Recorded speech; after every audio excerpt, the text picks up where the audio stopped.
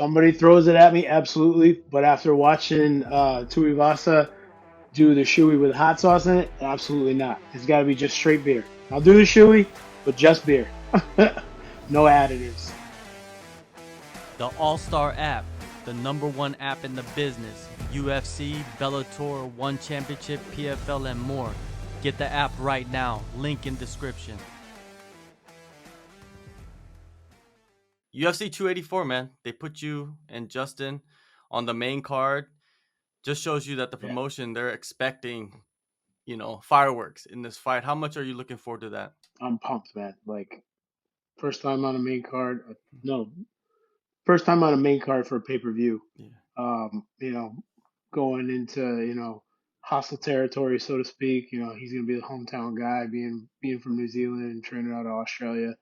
I'm just so pumped to be back in front of a crowd and like have a real like stadium going on and just feel that energy again. And I just this fight is just gonna be awesome. Yeah, people compare the Aussie crowd to the Brazilian crowd in some ways, you know what I mean? It's pretty Yeah, intense, but it's gonna energy's get wild. energy, right? Like, as a fighter, if it's Absolutely. negative or positive, you feed off of it. Yeah, it's all about what you do with it. Mhm, And I've always managed to, whether they're booing for me or cheering for me, I feed off of that. It mhm. drives me. Alright. Justin Tafa, he's known for his striking. What are your thoughts on him and the skill set that he possesses? I think he's a good striker, but Mhm. I think I'm better. I think we're gonna go toe to toe, and I think it's gonna be great. I think the fans are gonna get their money's worth out of this one. What do you think about the style of striking that he possesses? Um, it works for him. You know, he's got his style. Like he comes forward. That's similar to myself. Doesn't have a ton of head movement. Really just kind of like barrels forward. Has his go-to weapons. As most people do, myself included for that. Um, but yeah, I don't think it's anything that I'm not going to be able to handle. How important is head movement in that heavyweight division? Because everybody has hammer It's hands. huge. It's huge, man. You don't want to get tagged. And if you are going to get tagged, it's better to be at least moving and rolling with the punch Mhm. than rolling into the punch. For sure, yeah, for It's sure, huge. rolling Yeah. into the You punch. don't want to get touched. It's No, not fun. no, And no, and, yeah, man, it's a trip. It's because some guys you see in just MMA in general, especially in the heavyweight division, some guys, not many, they rely on their chin, and that's something that you really shouldn't, right, as a heavyweight. it's only going to last for so long. Mhm. I feel like some guys are super tough and they can take a shot and they have, that granite chin or, really, really tough, thick skull, whatever it may Mhm. be. Um, but I want to make sure I remember my kids' names when they're graduating from high school. So Yeah. I'm going to keep moving my head Yeah, and yeah, keep my yeah, hands up. for sure, for sure. Last October, man, UFC 280, you had two opponents pull out. Eventually, you never Yeah. competed on that card.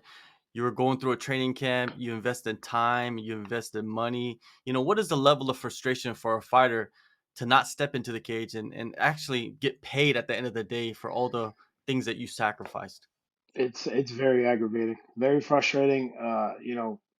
The work you put in, the time away from family, time away from friends, just everything that goes into a fight camp. The sacrifices that you make to prepare for these things that are, they don't seem like big sacrifices to most fighters, at least not for guys like myself that have been doing it as long because we're used to making that. Or you were used to skipping meals at holidays or like, oh, I can't eat that or I can't make it to the whatever gathering you got going on because I got to go train or I got to be in bed early in the morning.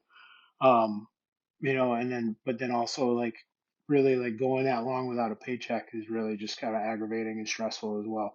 So that just only adds to the flavor of the frustrations and aggravations of it all. Yeah, definitely. I think that that's something that promotions don't ever talk about, right? They never talk about that Yeah, in like pre-fight, whatever. You know what I mean? They never go into none of that stuff. no, no, but I mean, why would they? Yeah, yeah, that's true. That's true you too. know, I guess like they're there to promote the fight, and Mhm. unfortunately, when the fight doesn't happen, well, tough rocks, man. dealing with losses. You've always been able to bounce back really well after a loss. How do you handle setbacks, especially in this phase of your career? They just motivate me, man. I like really, I think at this point and at this level, they they really cause me to really analyze and make sure that like really just be super meticulous in everything that I'm doing. Really look more at myself than at my opponent, but not also to write off the level of the opponent that I'm facing. Kind of especially with somebody like Jelton, who I just lost to most recently. Um, like he's on a tear. He's doing really well. So it helps to stay motivated. It fires you up. You always kind of everybody, no matter who it is, you always have this little like I want to get that one back kind of chipping away at the back of your head. So you're always hoping to get back in the gym, climb the ladder, fix the chinks in the armor, and move forward and progress so you can catch back up to that person. But it is definitely helpful to see, like, all right, for example, my first loss ever as a professional was to Jon Jones. I don't feel so bad about that loss. Seeing what he's done with his career and stuff like that. Seeing a guy like Jailton go on a tear and just be ripping through everybody they put in front of him in pretty much the same fashion. It doesn't make me feel like I don't belong. There are definitely, like, people talk about it all the time. There's levels to the game, even at this level, even at the UFC. There's levels to it, and I'm still looking for my level. I'm still finding that level. Maybe it's not his level, but maybe it is. But I don't know. So that's kind of how I process all that stuff and just take everything in with a grain of salt and analyze as best I can. Yeah, this game is a trip because when you look at your opponent, he lost to Jorgen De Castro in his debut in Australia, and Right. Jorgen is not even with the promotion anymore. And then he also lost to Felipe. Felipe is not even in the Yep. promotion anymore. It just shows you that the losses, like how you bounce back from them, really determine like where you go forward with your career. Absolutely. It's a trip, man. How that stuff works out, It's right? really is very dog. It's very dog eat dog. Like Yeah. you really gotta watch every step you make. Mhm. And make sure you're on solid ground. You got Thornton Martial Arts, you got Heavy Hitters Club, you got Elevation Academy. Man, you're like all over the place. Like, what's your home base? So Heavy Hitters Club and Elevation Academy. Heavy Hitters Club is my gym. I own. We train at. But Elevation Academy is my strength and conditioning coach. We're actually in the same unit, so it's one location really. We're in a building where he had his own company and I had my own gym, and we were starting our own separate things, and we started getting to talking to each other, and we got along. One of the cool random fact, we both have the same birthday, so I was like, all right, we could work on this stuff. We both really got along and saw eye to eye on a lot of things. I have a little bit of a strength and conditioning background myself, so I could tell after having a conversation with him that this guy wasn't full of crap, as a lot of them are out there. Another unit became available in the building that we rented, and it was a bigger unit for him and about the same size, if not a little bit bigger, with some nicer amenities for me. So it was a no-brainer for the two of us to kind of join up, and I could definitely see the two of us merging into a singular company. But right now we're just two separate companies that are kind of roommates. So same gym, two different gyms but same location. And then of course Ed's is in East Hartford, only about probably 15-20 minutes away from where my gym is in New Britain. So it just everything's pretty centrally located.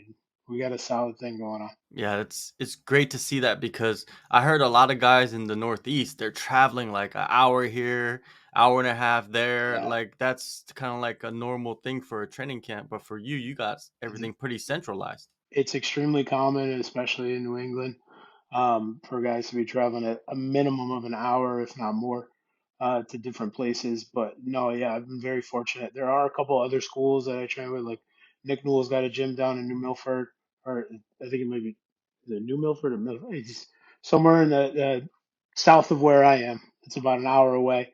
So we stay in touch. Some of his guys come up to train with me, and I just been so busy with my camp, I haven't made it down to train with him and his guys yet. We got a couple other local gyms in the area that we cross train with, Manchester BJJ. It's just a bunch of different places that we all stay connected with, and it's really actually a pretty tight knit community here in Connecticut, especially. Do you do you train jujitsu in the gi like during a training camp for a fight? Oh yeah, yep, Okay. absolutely. And Yeah, I how does just that help you? so I'm a firm believer that people need to train in both the gi and the no gi, in the grappling aspects, because the gi offers certain elements that the no gi doesn't, and vice versa. Specifically with the gi on, it kind of helps heighten your awareness of bad situations and better positions, because it's a lot more difficult to get out of a bad spot in the gi than when once you're in it, because of all the grips and everything. It makes it a lot easier. You can't just explode out of it with sweat and athleticism and strength like you can with the nogi. But then on the flip side, with the nogi, it really helps a lot more with your speed and your power and your strength. And it's a little bit more of a transferable application to MMA specifically. But no, I try to make sure I cover all my bases and get at least one, if not two or three, gi days in each week as well, on top of the MMA and nogi. You know, Tafa, he's known to stand there and throw heavy. You know, what I mean, not too much wrestling going on. Are you is your job to go in there and to make it a mixed martial arts fight rather than like what people want is just two guys throwing hammers at each other and taking massive damage? I mean, I always want to try and give the fans as much as what they want as possible, but at the end of the day, my job is to win. And like you just said, it's a mixed martial arts fight. I'm gonna go in there with my plan. I love to throw leather. I love to bite down on my mouthpiece and come forward and bang heads with the best of them. But if I see an opportunity where I feel like I could capitalize on my strengths versus his weakness, why wouldn't I take it? You know, it would be stupid of me not to. How do you envision this fight though? Like like when you lay down and maybe think of Oh, like a fight. fireworks. Fireworks. I think it's going to be absolutely explosive. I don't think it's going to go the distance, but I think it's going to be an absolute banger. It definitely has potential for a fight of the night, or at least a fan favorite fight of the night, all over it. Like we're gonna make people happy with this performance. Are you gonna do a shoey? That's a big question I think that people have in Australia. Somebody throws it at me, absolutely. But after watching Tuivasa do the shoey with hot sauce in it, absolutely not. It's got to be just straight beer. I'll do the shoey, but just beer. Someone set him No up though. additives. Someone set him up. He didn't do it Yeah, himself. yeah. I Someone set saw him that. up. I saw the aftermath in the locker room on Yeah. the video, and he didn't look happy about it. But No. I would be absolutely honored to do a shoey Yeah, in yeah, Australia. awesome. Awesome, man. You gotta win in Rome, right? That's the whole thing. Win in Rome. Always, You of gotta, course, right? absorb the cultures, Yeah, man. yeah, Live it up. yeah. Um, there's big movement in the heavyweight division, right? There's Francis Ngannou has left. You mentioned Jon Jones earlier. He's back at heavyweight. He's Yep, gonna face Ciryl Gane for the vacant title. Who do you see walking away with the belt? Jones. Mm, I think the only real question is because of his time away. There's nothing against Ciryl Gane. Ciryl is an absolute monster, and he's the type of fighter that the heavyweight division has absolutely been waiting for. But I think so is Jones. mhm, I just think Jones is going to be able to do it a little bit better. The only question really is, his time off. Cyril's been active. He's been dominant in his mhm. activeness. John, I know he hasn't been sitting around eating bonbons and doing nothing, but it's different. Training is different than fighting. So that's the only, like, I don't know. But that being said, I would still put my bet on Jones. Why do bonbons have such a bad rep? I know, right? I He's a good, like, he's thinking about that. Like, don't even. I never even I, ate a I can't, I bonbon. can't even honestly. I don't even never truly know that I've ever actually had a That's what I'm saying. bonbon. Like, I've definitely been lazy sitting around, like, like eating fast food, Yeah, or like drinking too much beer or yeah. something, but never a bonbon. That's what I'm Where's it? saying. I mean, Like, like I gotta find some. yeah, we got it. I guess you gotta. I don't We know. gotta I don't even. I bring the don't think reputation up a little bit. exactly. I don't even know if they sell them. Like, I never even seen these things. But it rolls off the tongue for people. Like even It does. myself. It's such a cliche phrase too. I Like so, think it's a '90s thing. To be honest, I think it's a '90s thing. you trying to date me? You trying to call me Well, old? I'm older than you, so what can you do? All right, all right. Well, So it's all a right. '90s thing. I I won't think hold that's it what I against heard. you then. All All right. right. February 11th, UFC 284, Perth, Australia. Go in the descriptions, download the AllStar app. Parker, thank you so much, man. Every time you give me time, we always have a good conversation. It's going to be Thank you, fireworks. man. I appreciate I'm it. happy that you're in front of a crowd this time, first time, and it's going to Me be too. some shoeies going on for sure. It's gonna be a blast. I'm really looking forward to it.